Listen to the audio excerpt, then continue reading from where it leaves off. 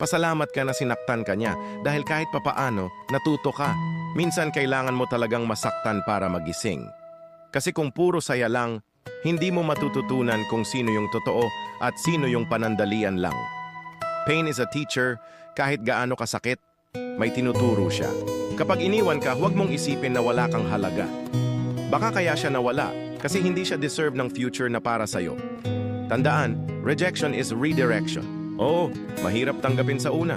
Pero habang tumatagal, marirealize mo na mas mabuti nang nasaktan ka ngayon kaysa masaktan ka pa ng paulit-ulit bukas. At least ngayon mas matibay ka na. Ang sakit minsan ang nagiging dahilan kung bakit natututo tayong mahalin ang sarili. Kapag naubos ka sa maling tao, matututo kang piliin ang peace of mind mo.